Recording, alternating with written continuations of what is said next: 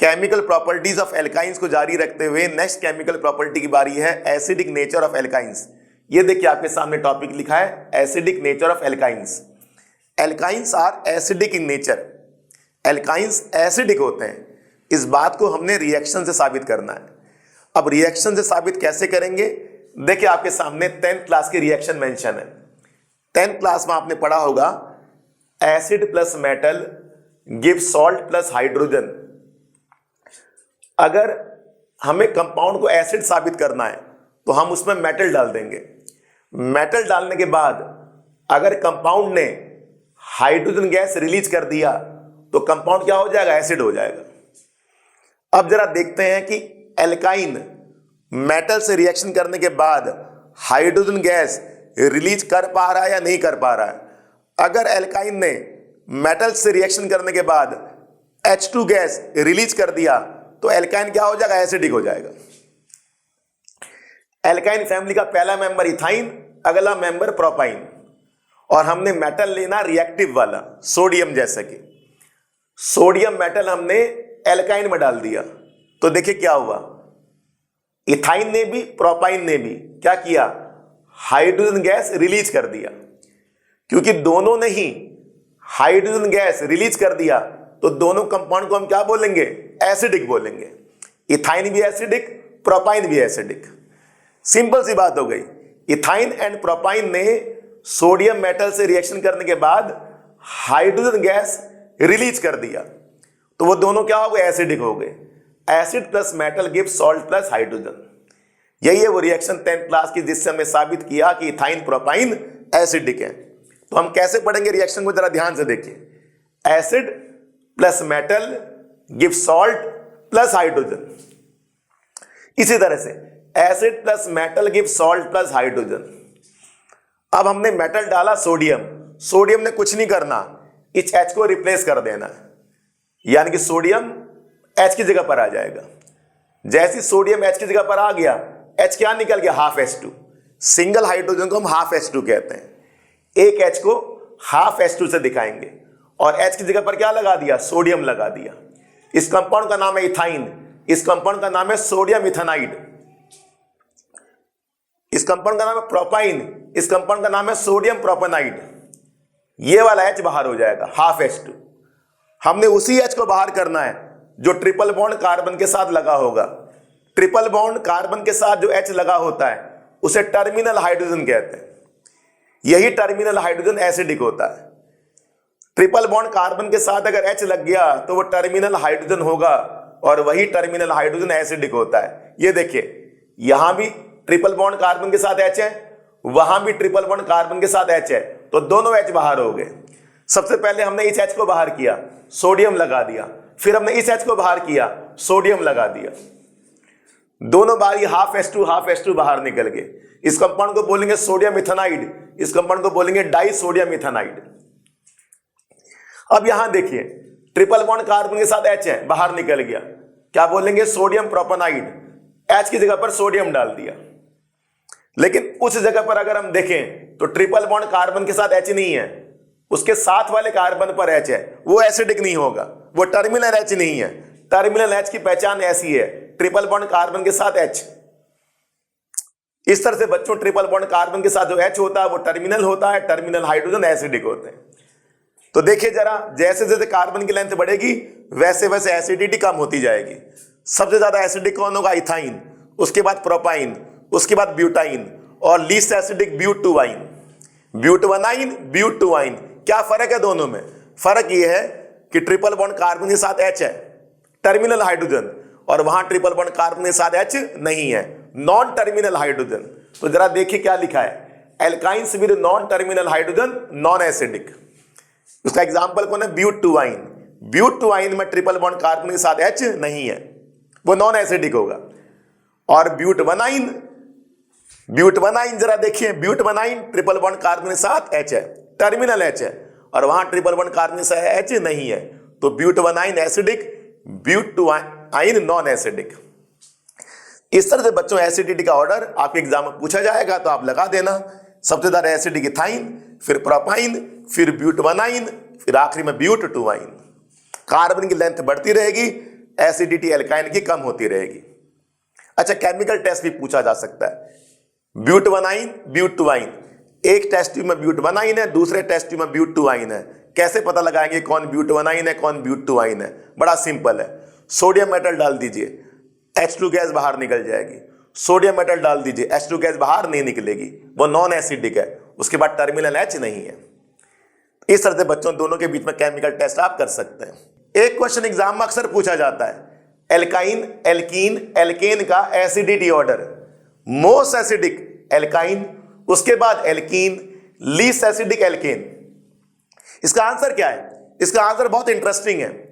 इसके आंसर के लिए हम करेंगे क्या, सभी कंपाउंड्स में कार्बन की हाइब्रिडाइजेशन निकाल देंगे।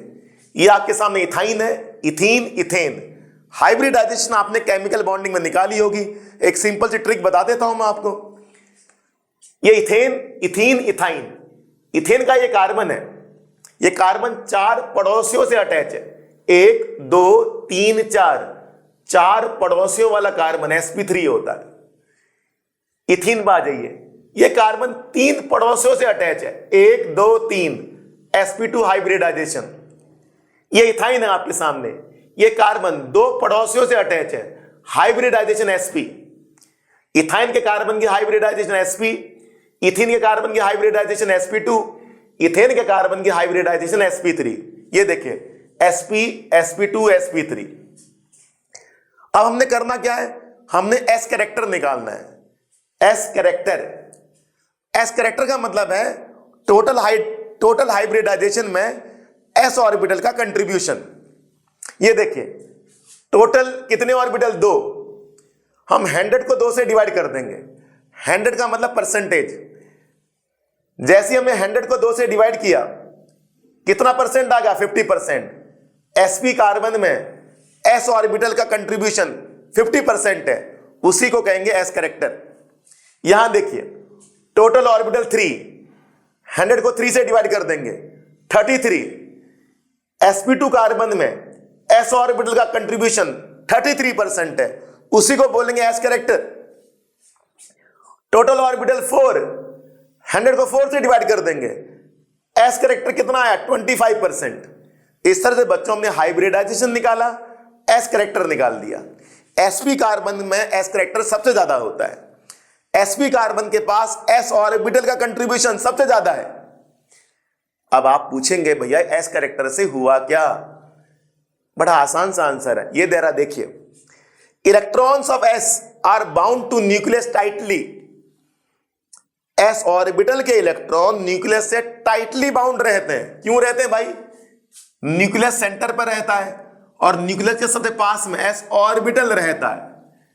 अगर s ऑर्बिटल में इलेक्ट्रॉन होंगे तो न्यूक्लियस से टाइटली बाउंड होंगे, क्योंकि न्यूक्लियस के सबसे पास में s ऑर्बिटल है। Electron of s are bound to nucleus tightly. अब बताइए मुझे, सबसे ज्यादा s कैरेक्टर किसके पास है? sp कार्बन के पास। कितना? 50%। sp2 कार्बन का हिस्सा 33%, sp2 कार्बन में s का हिस्सा 25%। तो मैक्सिमम s कैरेक्टर किसके पास है? sp कार्बन के पास। अब बताइए मुझे, electron of sp carbon are bound to nucleus tightly. sp carbon के इलेक्ट्रॉन न्यूक्लियस से टाइटली बाउंड होंगे। क्यों भाई? क्योंकि सबसे ज्यादा s कैरेक्टर sp कार्बन के पास है और s ऑर्बिटल न्यूक्लियस के सबसे पास में रहता है। जिस कार्बन के पास सबसे ज्यादा s कैरेक्टर होगा, उस कार्बन के इलेक्ट्रॉन न्यूक्लियस से टाइटली बाउंड रहेंगे। अब थर्ड पॉइंट आंसर आने वाला है, ध्यान से देखिएगा। अब कार्बन और हाइड्रोजन के इलेक्ट्रॉन्स हैं, शेयरिंग के इलेक्ट्रॉन्स। अब ये इलेक्ट्रॉन कहां की तरफ जाएंगे? न्यूक्लियस के पास, क्योंकि कार्बन के सामने कौन है? Triple bond. हाइब्रिडाइजेशन क्या है? sp। ये इलेक्ट्रॉन न्यूक्लियस की तरफ जाएंगे। जब ये इलेक्ट्रॉन न्यूक्लियस की तरफ जाएंगे तो H क्या हो जाएगा? बाहर हो जाएगा। H कहेगा भैया मेरे इलेक्ट्रॉन को खींच के ले जा रहा है, अब मेरा यहां पर क्या काम है, मैं जा रहा हूं। क्या लिखा बताओ? CH bond of sp carbon becomes weak and hydrogen gets detached. H बाहर निकल जाएगा और जैसे ही H बाहर निकलेगा H2 गैस निकल जाएगी। H2 गैस निकलेगी, कंपाउंड एसिडिक हो जाएगा। इस तरह से बच्चों इथाइन सबसे ज्यादा एसिडिक है, उसके बाद सबसे ज्यादा S कैरेक्टर है। ये जो इलेक्ट्रॉन है ये न्यूक्लियस के पास जाएंगे, इलेक्ट्रॉन न्यूक्लियस के पास चले गए, H कहेगा मेरा शेयरिंग कोई ले जा रहा है, मेरी शेयरिंग कोई ले जा रहा है, मेरे इलेक्ट्रॉन की शेयरिंग कोई ले जा रहा है, मैं निकल रहा हूं यहां से, मेरा यहां पर कोई काम नहीं है। इसलिए कहते हैं कि भैया sp कार्बन सबसे ज्यादा इलेक्ट्रोनेगेटिव होता है। इलेक्ट्रोनेगेटिव का मतलब ये शेयरिंग के इलेक्ट्रॉन कार्बन एटम की तरफ जा रहे हैं, यहां पर शेयरिंग के इलेक्ट्रॉन कार्बन एटम की तरफ कम जाएंगे तो H उतनी आसानी से बाहर नहीं निकलेगा, और यहां तो शेयरिंग के इलेक्ट्रॉन वहीं पड़े रहेंगे, तो H का बाहर निकलना सबसे ज्यादा मुश्किल है। शेयरिंग के इलेक्ट्रॉन कार्बन की तरफ जितना जाएंगे उतना ही H बाहर निकलेगा। यह है बच्चों इसका सिंपल सा answer. Most electronegative sp carbon होता है। इलेक्ट्रोनेगेटिविटी की डेफिनेशन आपको आती है, शेयरिंग के इलेक्ट्रॉन को अपनी तरफ खींचना। वो क्यों खींच रहा है? क्योंकि इसके पास सबसे ज्यादा s कैरेक्टर है, न्यूक्लियस के सबसे पास में है वो, तो इलेक्ट्रॉन न्यूक्लियस की तरफ जाएंगे। शेयरिंग के इलेक्ट्रॉन कार्बन के जो शेयरिंग के इलेक्ट्रॉन है, और कार्बन के शेयरिंग के इलेक्ट्रॉन H के साथ भी है, तो वो इलेक्ट्रॉन न्यूक्लियस की तरफ चले गए, H बाहर निकल गया। बॉन्ड बिकम वीक लिखा हुआ देखिए, CH बॉन्ड बिकम वीक। उम्मीद करता हूं बच्चों इंपॉर्टेंट क्वेश्चन आपको समझ आया। एक इंपॉर्टेंट कन्वर्जन करेंगे, इसके बाद फिर ये टॉपिक कंक्लूड करेंगे। ये देखिए आपके सामने कन्वर्जन, ये मॉलिक्यूल है इथाइन, इसमें डाल दिया सोडियम मेटल, H निकल गया और H की जगह पर कौन आ गया? सोडियम आ गया। फिर हमने डाल दिया मिथाइल क्लोराइड NaCl, ये NaCl निकल गया और Na की जगह पर CH3 आ गया, ये बन गया प्रोपाइन। इथाइन से प्रोपाइन, इथाइन से प्रोपाइन कैसे बनता है? पहले स्टेप में सोडियम डाल दो, फिर CH3Cl डाल दो, प्रोपाइन बन गया। फिर दोबारा सोडियम डाल दो, EH भी बाहर निकल गया, भाई टर्मिनल हाइड्रोजन है, सोडियम आ गया इसकी जगह पर। फिर CH3Cl डाल दो, NaCl निकल जाएगा और Na की जगह पर CH3 आ जाएगा, ये CH3 आ गया, कंपाउंड बन गया ब्यूटुवाइन। इथाइन से प्रोपाइन, प्रोपाइन से ब्यूटुवाइन, ये आपके सामने कन्वर्जन है। कार्बन की चेन बढ़ती जाएगी एसिडिक नेचर ऑफ एल्काइन से, उसकी रिएक्शन की मदद से हमने कन्वर्जन कंप्लीट कर दी। CH3Cl को क्या बोलते हैं? Methyl chloride, IUPAC name chloromethane.